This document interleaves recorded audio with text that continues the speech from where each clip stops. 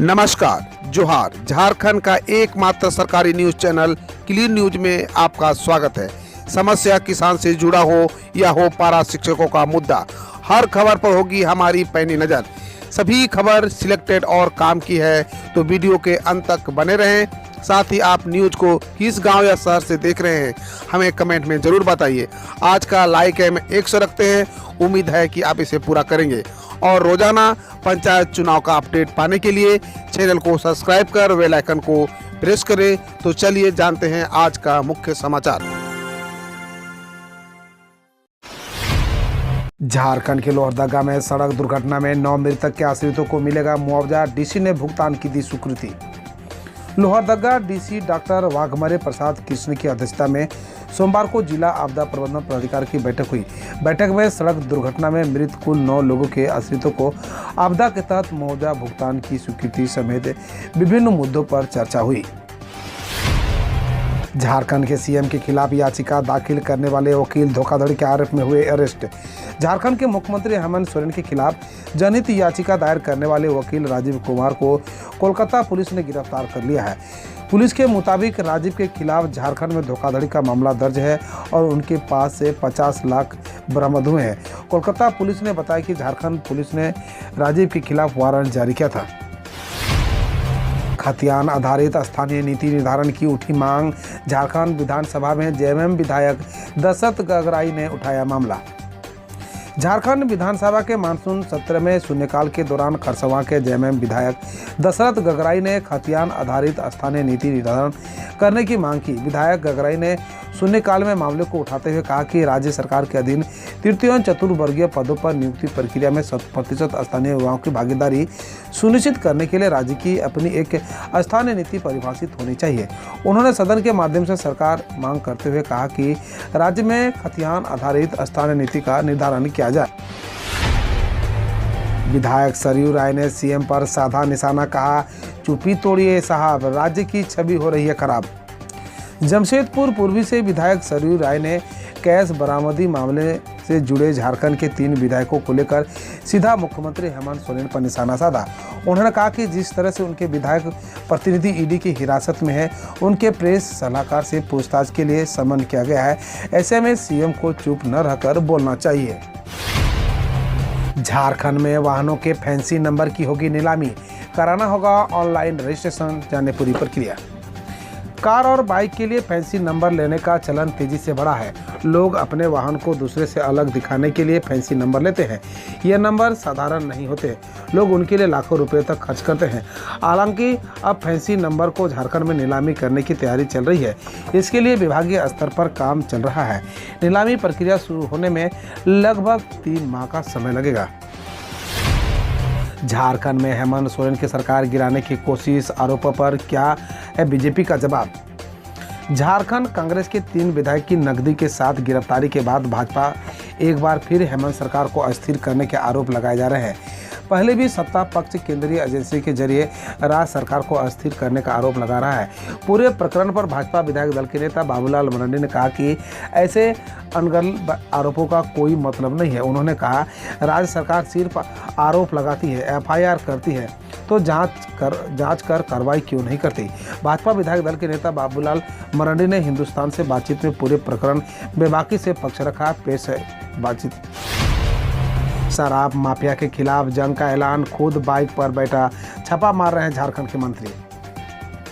झारखंड सरकार में आबकारी मंत्री जगन्नाथ महतो ने इन दिनों नकली शराब बनाने वालों के खिलाफ जंग का ऐलान कर दिया है। वह खुद ही बाइक पर बैठ शराब माफिया के खिलाफ छापेमारी करते हुए दिखे हैं। उन्होंने कहा कि इन अभियान को रुकने नहीं दिया जाएगा और अधिकारियों की ओर से नक्सल प्रभावित इलाका होने को लेकर भी दी गई चेतावनी के बावजूद वह खुद कमान संभाले रहेंगे। बिहार से सटे हजारीबाग में नकली शराब का कारोबार खूब फल फूल रहा है और अब मंत्री ने इसके खिलाफ अभियान छेड़ दिया है। सुखाड़ पर मंत्री बादल ने कहा, अब तक की बारिश का चिंता का विषय, स्थिति पर नजर। सुखाड़ पर चर्चा का जवाब देते हुए कृषि मंत्री बादल पत्रलेख ने कहा कि राज्य में जिस तरह का वर्षापात हुआ है वह चिंता का विषय है। सरकार भी इसको लेकर चिंतित है। पिछले कैबिनेट के बैठक में मुख्यमंत्री के साथ इस विषय पर चर्चा हुई है। सुखाड़ की पहली बार स्थिति नहीं बनी है। पहले भी झारखंड सुखाड़ और अकाल की चपेट में रहा। सरकार ने एक नहीं कई बैठक हुई है। कृषि विभाग की तरफ से मुख्यमंत्री और आपदा प्रबंधन विभाग को स्थिति से अवगत करा दिया गया है। अब तक 6,89,000 हेक्टेयर भूमि पर फसल का आच्छादन हुआ है, जबकि राज्य में कृषि योग्य 27 लाख हेक्टेयर है, यानी हम लोग अब तक 35% लक्ष्य प्राप्त किया। 111 पीडीएस दुकानदारों को ढूंढ रहा प्रशासन। 33 डीलरों का लाइसेंस किया जा चुका है रद्द। 111 पीडीएस डीलरों का कोई अता पता नहीं चल पा रहा है। ये पीडीएस डीलर कहां है, इनकी जानकारी जिला प्रशासन को नहीं है। हालांकि काफ़ी मशक्कत के बाद 33 पीडीएस डीलरों को पता चला। जिला आपूर्ति कार्यालय ने इन 33 पीडीएस डीलरों का लाइसेंस रद्द कर दिया है। शेष 78 डीलरों को ढूंढा जा रहा है। ये सारे लोगों के जिले में किसी प्रकार की गतिविधि भी नहीं दिख रही है, न ही इनके द्वारा अनाज का उठाव किया जा रहा है। इन पीडीएस डीलरों से जुड़े लाभुकों को दूसरे पीडीएस डीलरों से टैग कर दिया गया है। जिले के 6 स्कूलों में बीपीएल छात्रों को एडमिशन का मिलेगा दूसरा मौका। 16 अगस्त को दोबारा होगी लॉटरी। गरीब वर्ग के जिन बच्चों का अब तक स्कूलों में नामांकन नहीं हो पाया है, विभाग ने उन्हें दूसरा मौका दिया। जिले के 6 स्कूलों में अनिवार्य बाल शिक्षा का अधिकार अधिनियम के तहत बची हुई सीटों पर नामांकन लेने के संबंध में जिला शिक्षा अधीक्षक ने मान्यता प्राप्त पब्लिक स्कूलों को पत्र जारी किया है। स्कूलों को जारी पत्र में उन्होंने कहा है कि शैक्षणिक सत्र 2022-23 का नामांकन अवधि समाप्त हो गया है। यदि कोई विद्यालय प्रबंधन के द्वारा पूर्व में घोषित कमजोर वर्ग एवं अधिवंचित समूह के 25% के अनुरूप नामांकन नहीं लिया गया है, तो अनिवार्य रूप से नामांकन प्रक्रिया प्रतीक्षा सूची के क्रमवार बच्चों का नामांकन कर पूर्ण करने के उपरांत कार्यालय को सूचित करें। सरकार ने जुलाई में ही बम्पर कमाई जीएसटी कलेक्शन में हुई वृद्धि, बनाया नया रिकॉर्ड। जुलाई में सरकार के खजाने में वस्तु एवं सेवा कर यानी जीएसटी का हिस्सा बढ़ा। जीएसटी कलेक्शन ने नए आंकड़े में आ चुके हैं, जिनके मुताबिक लगातार 5वें महीने जीएसटी कलेक्शन 1.4 लाख करोड़ के पार रहा। इस महीने केंद्र सरकार को जीएसटी के जरिए 1,48,995 करोड़ रुपए का बम्पर कमाई हुई है। जीएसटी कलेक्शन में दूसरी बार केंद्र सरकार ने पिछले रिकॉर्ड को तोड़ते हुए एक नया कीर्तिमान बना लिया है। कर्मचारियों को अगस्त में मिलेगा बड़ा तोहफा, फिर बढ़ेगा महंगाई भत्ता, सैलरी में आएगा 2 लाख तक का उछाल। केंद्रीय कर्मचारियों को इस महीने में जुड़ी खुशखबरी मिलने वाली है। केंद्र सरकार ने जून 2022 महीने का AICPI इंडेक्स जारी कर दिया है। यह मई के 129 के मुकाबले जून में 2 अंक की बढ़ोतरी के साथ इंडेक्स 129.2 आ गया है। ऐसे में संभावना है कि अगस्त में कर्मचारी के महंगाई भत्ते में कम से कम 4% होना तय है। मीडिया रिपोर्ट्स के मुताबिक अगली कैबिनेट की बैठक में नए डीए का ऐलान हो सकता है। हालांकि सरकार की तरफ से कोई पुष्टि नहीं की गई है। सरकारी कर्मचारियों के लिए गुड न्यूज, अब मिलेगी खास सुविधा, प्रक्रिया शुरू, अगस्त से मिलेगा लाभ। सीएम योगी आदित्यनाथ की पहल के बाद उत्तर प्रदेश में लाखों सरकारी कर्मचारियों पेंशनर्स को कैशलेस इलाज की सुविधा का लाभ मिलना शुरू हो गया है। इसके तहत अब सभी कर्मचारियों को पंडित दीनदयाल उपाध्याय राज्य कर्मचारी कैशलेस चिकित्सा योजना से जोड़ा जाएगा। इसके लिए कर्मचारियों के डिजिटल स्टेट हेल्थ कार्ड बनाना शुरू हो गए हैं। इससे वे कहीं भी इलाज करा सकते हैं, वही जरूरी भुगतान भी कर सकेंगे। एमपी के अस्पताल में आग लगने से मरने वालों की संख्या हुई 10, 5 लाख का मुआवजा घोषित। मध्य प्रदेश के मुख्यमंत्री शिवराज सिंह चौहान ने जबलपुर में एक निजी अस्पताल में सोमवार को आग लगने के बाद जान गंवाने वाले परिवार के लिए 5-5 लाख के मुआवजे की घोषणा की है। जबलपुर के जिला कलेक्टर इलैया राजा ने बताया कि इसमें मृतकों की संख्या बढ़कर 10 हो गई है और 3 लोग गंभीर रूप से घायल हैं। यूपी के स्कूल की प्रार्थना में बच्चों को कलमा पढ़वाने का हुआ विरोध, स्कूल प्रबंधन ने लगाई रोक। यूपी के कानपुर के एक स्कूल में छात्र छात्राओं से प्रार्थना में कलमा पढ़ाने को लेकर अभिभावकों को विरोध हुआ। पुलिस के दखल के बाद स्कूल प्रबंधन ने कलमा पढ़ाने पर रोक लगा दी है। भोपाल पुलिस प्रबंधन ने बताया कि स्कूल में हिंदू, मुस्लिम, सिख, ईसाई धर्म की प्रार्थनाएं 12-13 वर्षों से हो रही है, तो अब सिर्फ राष्ट्रगान गाया जाएगा। भारत ने रचा इतिहास, कॉमनवेल्थ गेम्स के इतिहास में लॉन बॉल्स में अपना पहला पदक किया पक्का। भारत ने सोमवार को कॉमनवेल्थ गेम्स 2022 में महिलाओं के फोर्स लॉन बॉल्स इवेंट के फाइनल स्वर्ण पदक मैच में पहुंचकर इतिहास रच दिया। भारत ने सेमीफाइनल में न्यूजीलैंड के टीम को हराया।